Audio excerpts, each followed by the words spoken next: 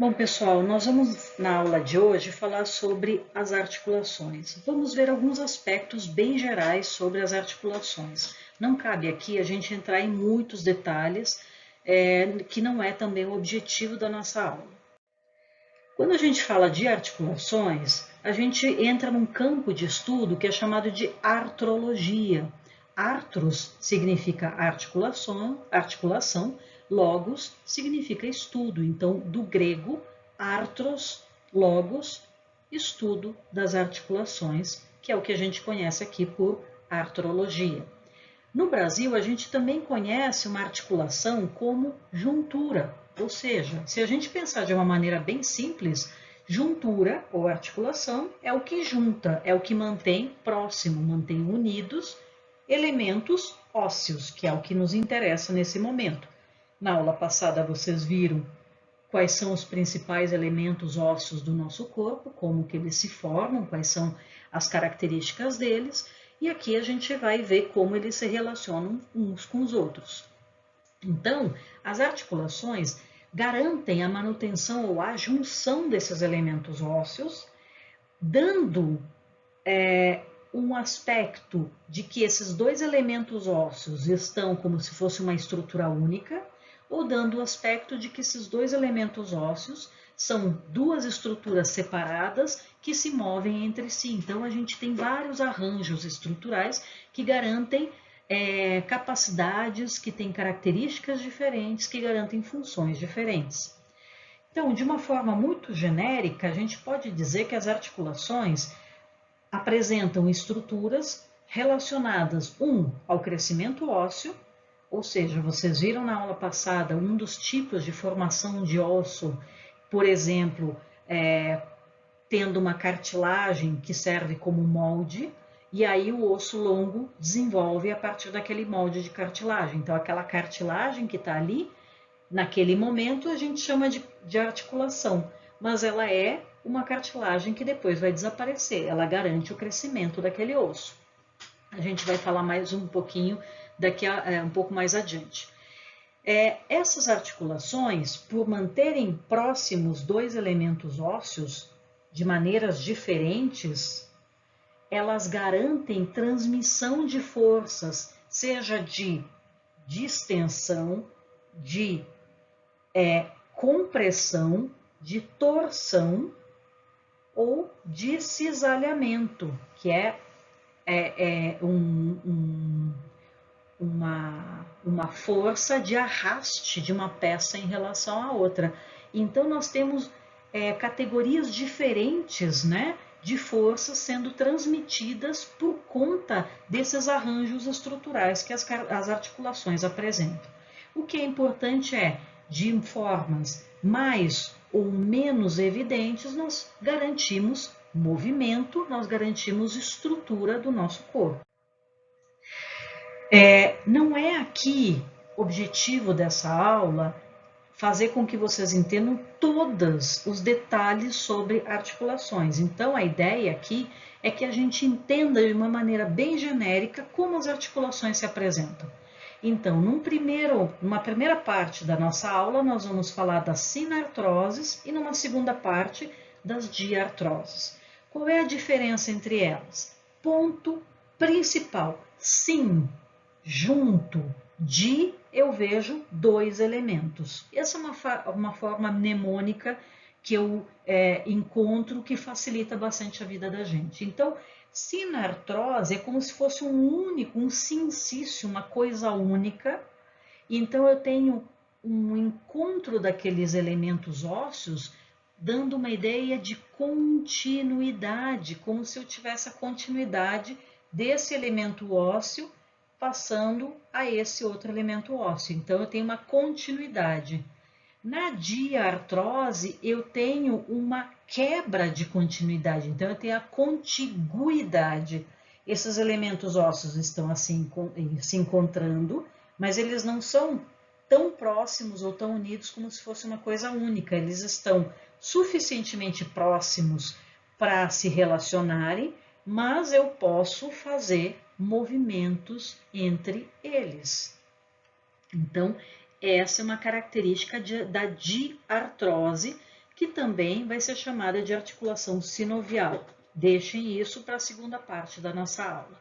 O que nós vamos ver aqui é a sinartrose, ou seja, essas articulações que unem uma peça óssea à outra de uma maneira bastante interessante, ou muito fixa ou menos fixa, mas que dão uma ideia de continuidade, como se fosse um único elemento.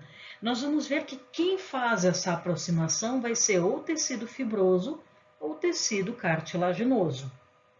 O que vai unir ou ligar esses ossos vai ser material fibroso ou material cartilaginoso. Então, sinartroses eu vou poder dividir entre sinartroses fibrosas e sinartroses cartilaginosas. Quando a gente fala das sinartroses fibrosas, nós temos algumas categorias e vocês vão ver que elas são muito simples da gente entender. A gente não vai entrar em grandes detalhes, porque nós não estamos fazendo um estudo extremamente aprofundado, então não faz sentido a gente ficar vendo muito detalhe disso, mas isso já é a base para a gente entender como as articulações se formam e como elas se diferenciam. As articulações fibrosas têm várias categorias e uma delas, uma das que mais chama atenção, é a articulação que a gente chama de articulação do tipo sutura. O que é uma articulação do tipo sutura? É a união, ela garante a união firme, extremamente firme, entre dois elementos de osso no crânio. Então as suturas são típicas do osso do crânio. Essa união extremamente firme garante um movimento mínimo. Isso vai ser um pouco maior em uma condição muito especial que a gente vai ver. Então, elas garantem uma resistência muito grande. Tanto é que quando um indivíduo sofre uma pancada na cabeça, sofre um acidente, é mais fácil quebrar o osso do que desarticular essa sutura. E aí a gente vai ver três tipos de suturas que são muito fáceis da gente entender. Esse primeiro tipo de sutura, fazendo esse zigue-zague, é como se eu estivesse encontrando dentinhos, os dentes de cima e de baixo do tubarão, né? Se unindo. E vocês veem que por isso, quando a gente entrelaça os dedos, a gente vê que é muito mais forte do que a gente tentar manter essas mãos firmes de algum jeito, né? Assim ou assim, a gente não consegue. Agora, se a gente fizer isso, separar os nossos dedos requer muito mais força. Por quê? Porque nós temos uma grande superfície de contato, com muitas camadas de tecido fibroso. Então, as articulações fibrosas do tipo sutura denteada são típicas desses ossos maiores do crânio, por exemplo, entre o osso frontal e o osso parietal. Já entre o osso parietal e esse osso aqui, então de cima da cabeça, lateral e mais acima na cabeça, e esse osso temporal, lateral mais inferior, próximo às orelhas, não vão apresentar uma sutura denteada, mas sim como se fosse uma escama, uma por cima da outra. Então eu tenho uma superfície de contato interessante, mas não é tão grande. Então eu posso encontrar essa sutura escamosa, como se fosse uma escama de peixe, uma parte do osso por cima do outro. E a sutura que é menos resistente é uma pequena sutura que ocorre entre dois pequenos ossos, que são os ossos nasais, que são muito pequenininhos, nessa porção bem alta aqui do nosso nariz, do dorso, entre as duas órbitas. E como nesse momento os ossos nasais se encontram simplesmente ao lado um do outro, essa sutura, esse encontro é plano. Então nós vamos ter essa situação, a sutura plana entre os ossos nasais, a sutura escamosa entre o osso parietal e o temporal, que estaria aqui, e mais acima nós vamos encontrar, como a gente mostrou, a sutura denteada, que é aquela sutura bem mais forte. Bom, isso então garante pouquíssimo movimento e uma resistência extremamente grande.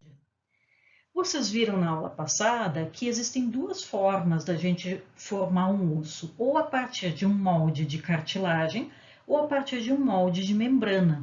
Então, a ossificação endocondral, que é a partir da cartilagem, condros é cartilagem, ou a ossificação intramembranosa, que é a partir de uma membrana fibrosa, que origina, então, esses ossos. A típica ossificação intramembranosa ocorre em ossos planos. E esses ossos planos, o melhor exemplo que a gente tem, vai acontecer no crânio, né, entre os ossos do crânio. E o que a gente vai encontrar é o seguinte: vocês já ouviram falar da famosa moleira, né, do bebê, do recém-nascido, do bebê pequeno. O que é esta famosa moleira? Nada mais é do que a gente chama de fontanela ou fontículo, que é essa porção de tecido fibroso entre os ossos que estão se desenvolvendo e que ainda vão se encontrar para depois formar suturas. Como é um tecido fibroso, ela permite um amplo movimento. Por que isso é importante? É um preço evolutivo que a espécie humana paga para ter um sistema nervoso mais desenvolvido, um sistema nervoso maior, nós temos que nascer antes do sistema nervoso estar completamente pronto e dos ossos do nosso crânio estarem suficientemente resistentes. Então, um bebê com o sistema nervoso pronto não tem como passar pelo canal do parto, não consegue nascer. Então, o que acontece? A natureza sábia, né, a seleção, a pressão seletiva que aconteceu, garantiu que, nascendo antes dessa união mais forte entre os ossos, esse bebê poderia nascer e depois reconstituir ou remoldar ou se recolocar em posição adequada esses ossos e terminar o seu crescimento. E é isso que acontece. Então, a famosa moleira nada mais é do que a fontanela ou fontículo, que é esse tecido fibroso que garante a finalização do crescimento desses ossos planos. Isso dá mobilidade, porque durante o parto um osso pode se sobrepor ao outro e depois que esse bebê nasce, ele se recoloca em posição e termina então de desenvolver. Uma articulação, porque está mantendo ossos unidos, mas ela não é uma articulação permanente. A fontanela ou fontículo é uma etapa do desenvolvimento do indivíduo. Uma outra coisa que é interessante, quando a gente olha, essa aqui é a região posterior e aqui é a anterior. Aqui é anterior, aqui é posterior. Nós vemos que existe um espaço grande formando um formato de seta, aqui um formato de seta, né? Uma lança, ponta de uma lança, né? Quase triangular assim, anteriormente e uma mais posteriormente. Esse formato de seta do latim se chama sagitta. Por isso que a gente tem o plano que corta o indivíduo exatamente na metade direita e esquerda, é o plano sagital, porque ele vai sobre as sagitas, sobre as setas. Então, é só para a gente entender de onde é que veio esse nome plano sagital. Bom, nós falamos, ainda estamos falando das articulações fibrosas, mas agora nós vamos falar não da sutura, mas de uma articulação fibrosa que permite um movimento mais amplo ou mais restrito, dependendo das características da estrutura de uma maneira geral. Por quê? Essa articulação fibrosa nada mais é do que a formação de uma faixa de tecido fibroso entre um osso e outro. E essa faixa de tecido fibroso, com um aspecto como se fosse um ligamento, passa a se chamar de sindesmose. Então, o que acontece? Essa membrana fibrosa, quando está entre os ossos ulna e rádio do nosso antebraço, ou entre tíbia e fíbula da nossa perna, pode permitir um movimento de um osso em relação ao outro. Vamos ver, segurando o cotovelo, façam um movimento para frente e para trás, né? Jogando a palma da mão para frente e para trás com o cotovelo parado. Eu consigo fazer. Então, isso é pronação, supinação. Pronação, supinação. Esse é o nome do movimento. Não importa aqui. O que importa é que essa articulação permite que um osso deslize por cima do outro. Agora, se vocês pararem, fixarem o joelho e tentarem fazer um movimento girando o pé de vocês dessa maneira, vocês vão ver que não se consegue. Por quê? Porque é uma característica da articulação do cotovelo que permite que um osso aqui deslize por cima do outro. O que acontece é que essa membrana aqui, fibrosa, é chamada também de membrana interóssea, não deixa de ser um tipo de articulação fibrosa. Então, a membrana interóssea ou articulação fibrosa entre rádio e ulna é chamada de sindesmose, que permite um amplo movimento, e a sindesmose entre tíbia e fíbula, que estão presas nas duas pontas uma à outra, não permite um movimento amplo, mas não por culpa da pobrezinha da membrana interóssea, mas sim por conta de como a tíbia e a fíbula são fixos. Então, aqui nós temos uma outra articulação fibrosa. Então, nós vimos a sutura e nós vimos a sindesmose. Agora, nós vamos ver um outro tipo de articulação fibrosa, que é a gonfose. O que é a gonfose? Gonfos significa pino. Pino como se fosse um prego. Então, a gente vai ver que a raiz do dente se insere no osso maxilar ou na mandíbula como se fosse um pino. Então, a gonfose nada mais é do que uma articulação fibrosa, que é o ligamento periodontal todo, mantendo preso esse dente, que não é osso, ao tecido ósseo da mandíbula ou da maxila. Então, a gonfose une dentes e ossos. Ela só ocorre nessa região. Com isso, a gente terminou de falar de 3 tipos de articulações fibrosas mais interessantes.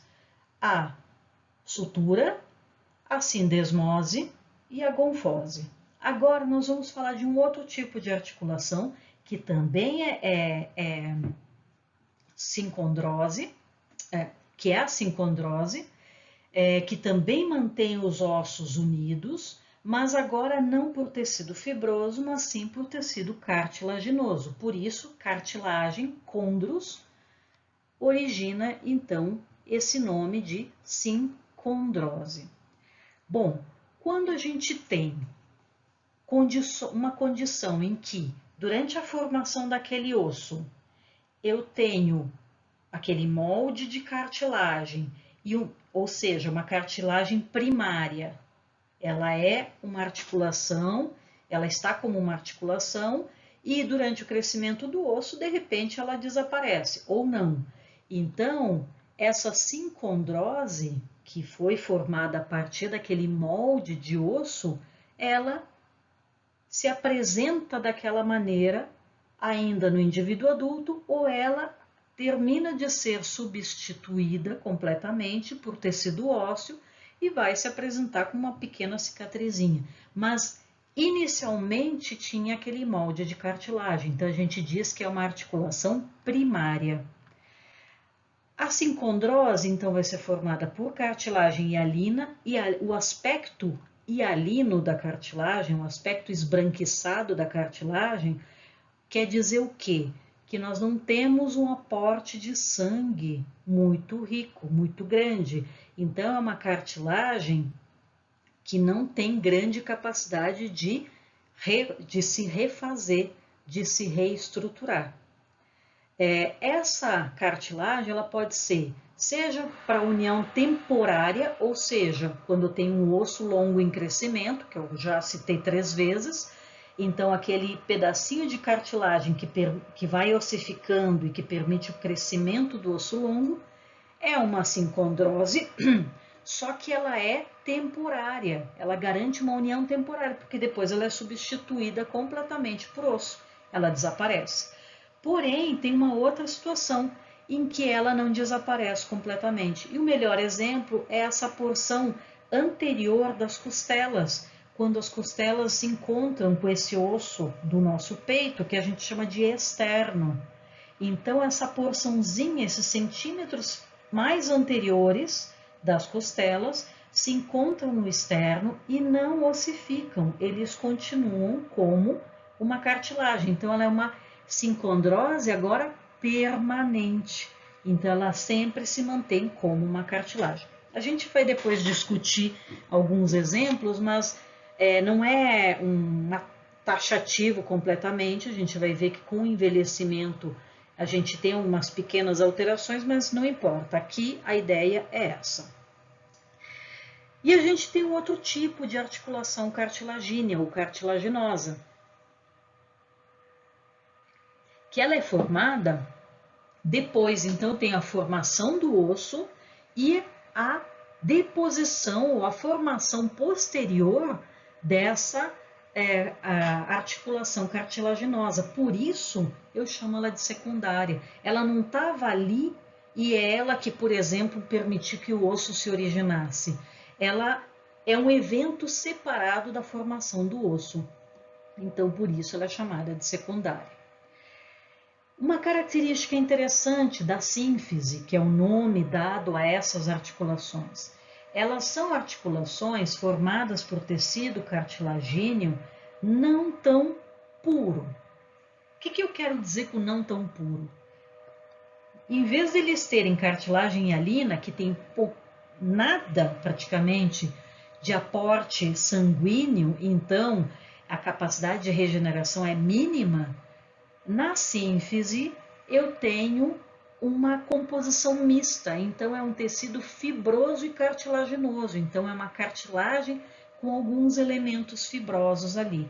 Isso significa que esses elementos fibrosos são importantes, inclusive, para trazer um aporte de sangue. Então, é uma estrutura que pode se desmanchar e se regenerar, e a gente já vai ver o melhor exemplo de todos. Então, a gente já tem uma característica histológica um pouco diferente. Uma outra coisa, aqui um dos melhores exemplos para a sínfise é a sínfise púbica, ou seja, entre os ossos do quadril direito e esquerdo, a gente tem 3 regiões em cada osso do quadril: ilho, isquio e pubis. Então, entre a região do pubis esquerdo e do pubis direito, nós temos essa massa aqui, que é chamada de sínfise púbica. Essa é uma articulação cartilaginosa secundária, do tipo sínfise. Então, se eu remover ela, eu vou ver que os ossos têm cartilagem hialina. Então, a parte de articulação do osso de um lado e do outro tem cartilagem hialina. E no meio eu tenho a cartilagem fibrosa ou a fibrocartilagem. É um tecido muito forte, tá? Mas permite um pouquinho de movimento. Qual é o melhor exemplo nesse caso? A mulher grávida. Próxima ao período, ao momento do parto, existe uma alteração específica nessa articulação, onde a parte fibrosa desmancha, vai se abrindo, então isso permite um afastamento, claro que não tão grande, mas um pequeno afastamento desses ossos aqui do pubis, facilitando a passagem da cabeça do bebê, que a gente já viu que a cabeça do bebê é grande. Então, isso facilita a passagem da cabeça do bebê por essa abertura aqui. Então, depois do parto, claro que demora um certo tempo, essa sínfise se recompõe. É claro que abrir, voltar, abrir, voltar, abrir, voltar, não volta sempre do mesmo jeito. Então, uma mulher que nunca teve uma gravidez, ela tem uma sínfise púbica com um aspecto. Uma mulher que já teve uma gravidez tem outro aspecto, uma mulher que teve 7 gravidezes tem outro aspecto. Então, nós vamos ver que ela é capaz de se recompor, mas não exatamente como se fosse uma cartilagem, uma sínfise jovem. Um outro tipo de sínfise, essa é uma sínfise que a gente vira e mexe e fala dela sem se dar conta que é uma sínfise. É um tecido fibroso e cartilaginoso, o disco intervertebral. O disco intervertebral está entre cada uma das vértebras do nosso corpo. Então, vocês viram que nós temos vértebras cervicais, juntando a cabeça, né, formando o pescoço, chegando até a região torácica, as vértebras torácicas, que vão unir a cabeça, né, dar estrutura ao tronco, ao tórax e chegar até a região lombar, as vértebras lombares, depois as vértebras sacrais e no final as coxígeas. As sacrais e as coxígeas são unidas, são soldadas umas às outras, então a gente não vai encontrar sínfise, mas cervicais, torácicas e lombares têm sínfise. Então, nós vamos encontrar os discos intervertebrais entre cada uma delas. Aqui eu quero falar uma coisa muito rápida, que depois a gente vai discutir em aula. Centralmente, a gente tem um núcleo pulposo, como se fosse uma geleia. E nós temos como um aspecto de cascas de cebola, né, as várias camadas da cebola, nós temos vários anéis fibrocartilaginosos em volta.